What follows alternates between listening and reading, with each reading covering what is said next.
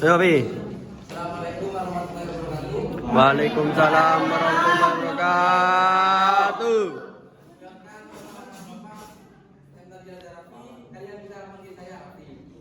Baik, di sini saya akan nanya namanya Mas. Boleh diperkenalkan Mas? Oke. Perkenalkan saya Mas Abdul Hadi. Mohon bisa berdiri Mas. Perkenalkan saya Mas Abdul Hadi.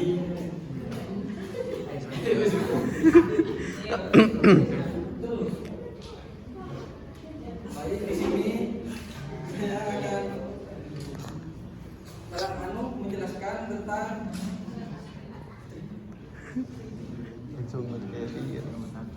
menyampaikan tujuan layanan yang akan dilaksanakan, yaitu tentang paham dan bisa mengimplementasikan teori tentang pengendalian emosi. Baik, ini akan dilanjutkan oleh Masnya. Baik, saya lanjutkan ya. Di sini saya tanya dulu ke audiens. Di sini ada yang sudah paham terkait judulnya pengendalian emosi? Belum. Gini, saya kasih gambaran sekilas dulu ya. Ya. Kan biasanya seseorang itu apa namanya?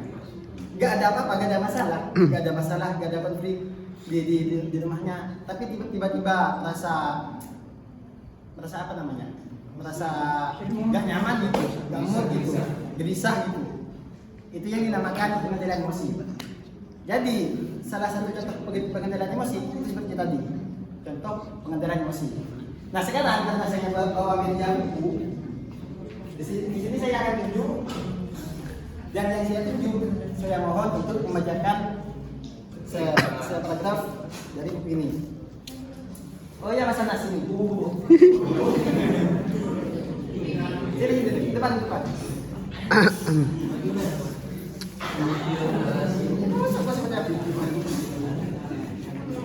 Ini baca sekiranya teman-teman dari sini sampai sini.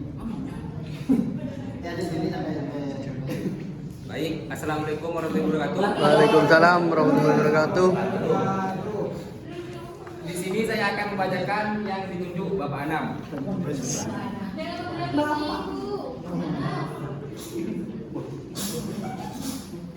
Sederhananya, EQ adalah kemampuan untuk merasa. Di sini disebutkan bukunya EQ atau dengan kepanjangan emotional person itu kemampuan untuk merasa, entah merasa dirinya sok jagoan, entah merasa dirinya paling pintar, entah merasa dirinya paling bodoh, itu yang dinamakan merasa. Kunci kecerdasan emosi Anda adalah pada kejujuran suara hati Anda. Nah di sini untuk bisa apa namanya? Untuk kita mempunyai kiblat mana yang akan kita apa namanya? Ikuti, itu suara hati. Kan ada ketika kita melakukan sebuah kejelekan, contoh seperti mencuri, kan pasti di dalam hati kita yang paling dalam, yang diistilahkan dengan hati nurani, pasti tidak menerimanya. Artinya itu sesuatu yang jelek gitu, itu sesuatu yang merugikan orang lain. Paham anak-anak? Paham.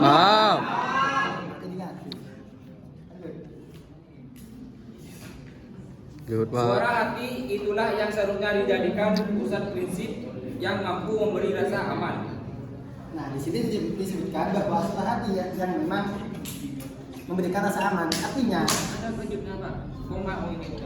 Rasa aman, koma pedoman, koma kekuatan serta kebijaksanaan. nah, di sini makanya di sini disebutkan apa namanya? Yang jadi pedoman itu suara hati, karena memang suara hati yang bisa menuntun kita. Karena tingkah laku seseorang itu tergantung dari hatinya. Ini sudah tidak bisa dipatahkan karena sudah ada hadisnya. Karena di hadisnya kan sudah dijelaskan oleh Kanjeng Nabi bahwa seseorang itu karakter seseorang itu tergantung pada segumpal darah. Jika segumpal darah itu kotor, maka kotorlah watak seseorang itu. Jika segumpal darah itu bersih, maka bersih juga wataknya itu. Paham kan? Paham.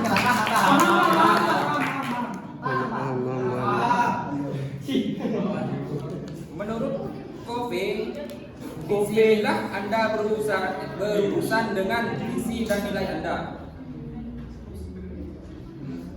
Di sinilah Anda gunakan anugerah Anda, kesadaran diri atau self awareness untuk memeriksa peta diri Anda, dan jika Anda menghargai prinsip yang benar, maka paradigma Anda sesungguhnya berdasarkan pada prinsip dan kenyataan di mana suara hati berperan sebagai kompasnya. Ya, terima kasih Bapak.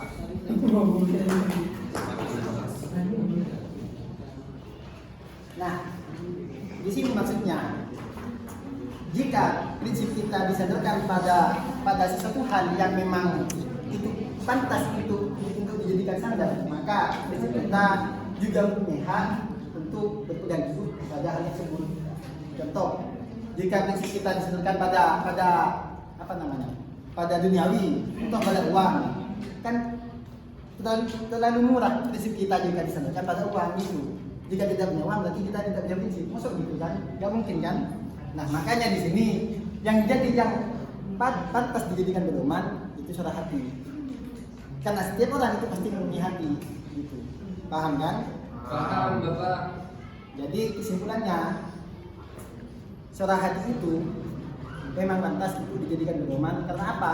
Karena hati tidak bisa berbohong. Tapi jika hanya mulut yang berbicara, itu bisa berbohong. Paham kan? Paham.